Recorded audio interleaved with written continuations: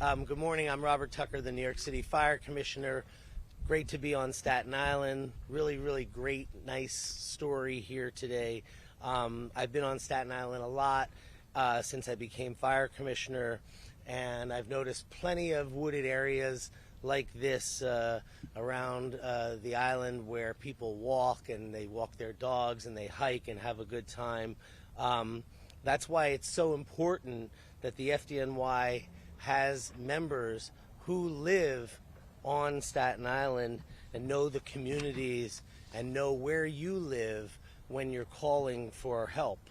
Our fire alarm dispatchers are a huge part of this, and their institutional knowledge literally saves lives every single day. Dispatchers are the voice of our members, and the voice that our members hear every day on the radio, sending them to jobs. They're experts at coordinating our responses from the moment an emergency comes in on the telephone to the fireground scene, and they get our EMTs and paramedics and firefighters to your homes and to your offices and to parks like this with great efficiency. Last week, our dispatchers received a call from a young woman who was not sure where she was standing. She reported that her brother and she were lost and with their dogs and were trapped in mud, and they were sinking in a wooded area. It happens that that wooded area was here. 3 of our dispatchers expertly guided Ladder 85 and Engine 165 to where the callers were, about 200 yards off the street where we came in. The people were in fact trapped in mud and were in a dark area of the woods. One of the dispatchers was familiar with this area and in fact told the pair that he often walked his dog through this park and exactly where they were stuck. He expertly handled the call, as most of our dispatchers do every single day. He used his own personal knowledge of this area, and he spoke to the young woman with compassion who needed help, and he stayed on the line with her until the engine and truck arrived. This call is a great example of the amazing institutional knowledge that our fire alarm dispatchers and fire companies have. The FDNY is in your communities every single day, and we cannot stress how important our community activity is when we are there. It literally saves lives. So I'm now going to pass this over to Fire Alarm Supervisor Matt Scullin, who's going to describe exactly what happened here. Thank you, Matt. Thank you. Hello, everyone. So on Thursday night, approximately 7:30, March 12th, Fire Alarm Dispatcher Festa received a phone call out of the ordinary. It was, like the commissioner said, it was a sister and her brother. They were walking the dogs in the trails. They tried to take a shortcut, and they got themselves in a situation. Just fortunately, 2 of us, both of us being borough residents and using these areas, we knew exactly where they were. So Frank came up. Frank, called out for me. Matt, I need a hand. So I got on the phone with them, and right away I said, "Oh, I know exactly where you are." So, but now you're thinking in your head, how do we do this quickly, efficiently, without and just get them out of there while they're still calm. So working together, keeping them calm, we were able to get 165 and 85 to a corner that I knew had an easy access for one company to walk, and had the road that they described to us, that they heard cars and could see lights, that we could have one company come down Forest Hill Road towards Costco with their lights and sirens, so we could hear so we could line up the caller with the actual companies, and it worked out perfect. The only other add-on, we had a brush fire unit from Annandale also come down to Costco, and we put the brush fire unit on the trail to go up just in case there was an issue. The uncertainty in that situation was we weren't sure how they got in there and the quickest way to get them out. So to try to operate from one, it was better just to surround it and give the companies options. But that's pretty much it. As soon as we heard the handy-talkie traffic in the background, we knew we were good. We disconnected the call. That was it. Amazing. Thank you. Chief? Good morning, Deputy Chief James Aarons, AHRENS, Division 8. On that night, I was responding. I was listening to department radio. I heard what was going on. I contacted our dispatchers right away to make sure we had the proper resources responding to the scene. It was a great team effort between our dispatchers and our firefighters, and we had a successful outcome very quickly. I just want to condemn everybody on what a great job they did, and I'll turn it over to 16585.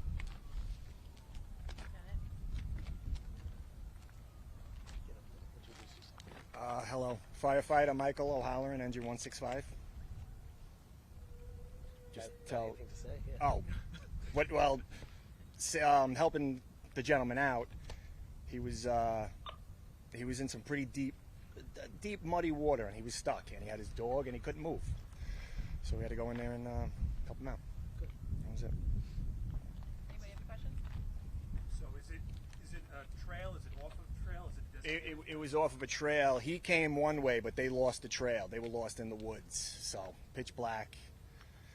They didn't have any lights. They didn't have anything on them. So Was it just the brother or brother? the brother and the sister. The brother was stuck, Okay. and they both had their dogs with them. How deep was It was about up to his thigh high, mid thigh. So it was a couple feet. Yeah. What was their emotional state at that point? I mean, obviously they were. He was very nervous. He was scared, and he was scared for his dog also. He didn't want to let his dog go, but we had to take the dog from him to get him up, and he was stuck. He was stuck in there pretty good. How long were they stuck in there for? Would you say? Half an hour, 45 minutes. it? And are they locals? Like, Yeah, they live right in the area, right across the street, basically from the park. And then, silly question, but what kind of dogs? I think he had a dachshund. Approximate age of both individuals. I would say he was in his both mid 20s, I think 18 and 20. 18 and 20. Boy was 18, the girl was 20. Were they experienced? Did they know this area, or were they just kind of? They knew the area somewhat, but where they were, there was no trail, there was no lights, because they came from a trail, and that's when they thought they can get out that way, but there was nowhere to go. There was all deep ponds with that kind of mud where they got stuck. How did you actually get them out? Road? We had to go over, and I didn't know how stuck he was, but he was in there good. So me and one of the other guys went in, and we had to physically pull him out, lift him up out of the mud, because his feet were basically suctioned to the floor. That's what it felt like. And we were starting to get stuck, but then we got out. Anybody else? You guys knowing the area obviously helped, right? 'Cause you- Of course, yeah. And the dispatcher triangulating, Ladder 85, thank God. They came from the other way to help us, so it worked out perfectly. And where was it? Was somewhere over that way? Towards that way, where those trees are, I would say. Mr. Scull, you said you were familiar with the area, correct?